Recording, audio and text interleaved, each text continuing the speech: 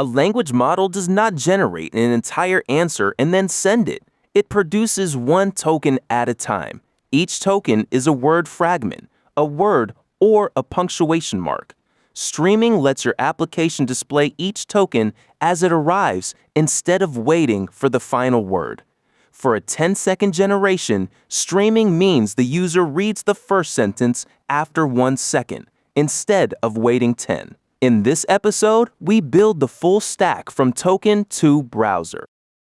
The streaming path has 5 stages. The language model produces tokens one at a time, and LangChain's asStream method yields each token as an async iterator. Our FastAPI generator yields each token into the HTTP response using chunked transfer encoding, which means the response body is sent in pieces rather than all at once.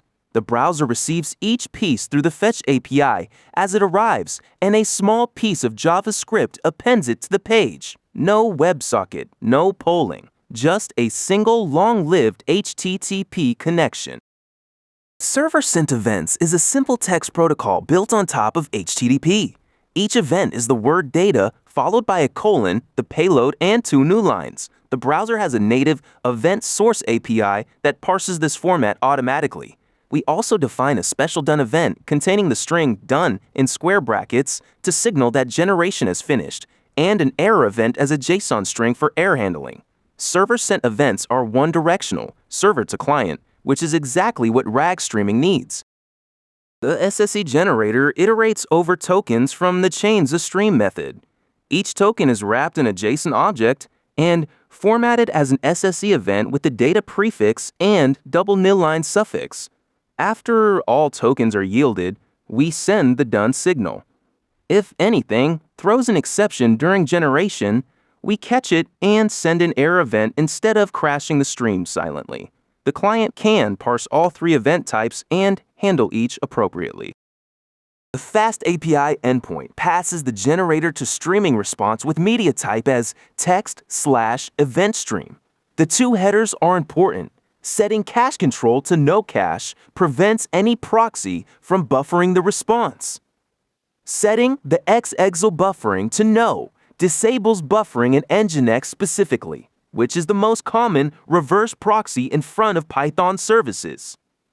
Without these headers, an Nginx proxy might wait until the full response is ready before forwarding it, which completely defeats the purpose of streaming. On the browser side, we use the Fetch API to send the request and get back a readable stream. We call getReader on the response body to get a stream reader object. The text decoder converts raw bytes into strings as they arrive. We initialize an empty buffer string that will accumulate partial SSE events in case a chunk boundary splits an event across 2 reads. This setup is the same regardless of what the server is streaming. The read loop calls reader.read in a while loop until the stream is done. Each chunk is decoded and appended to the buffer. We split on double new lines to extract complete SSE events. The last element of the split is kept in the buffer because it might be an incomplete event waiting for the next chunk. For each complete event, we strip the data prefix and check for the done signal. Otherwise, we parse the JSON and call the onToken callback to update the UI.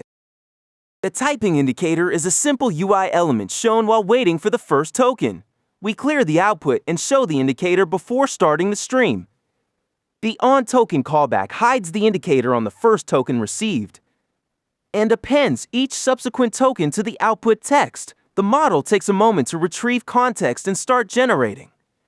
The indicator bridges that gap so the user knows the system is working rather than looking at a blank screen.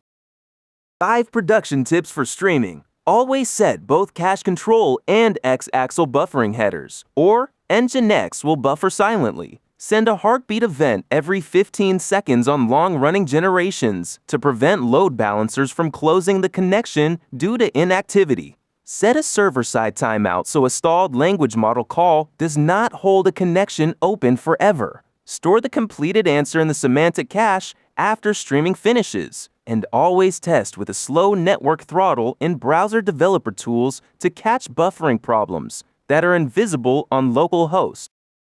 You now understand the full streaming stack from language model tokens through SSE over HTTP to the browser rendering words in real time.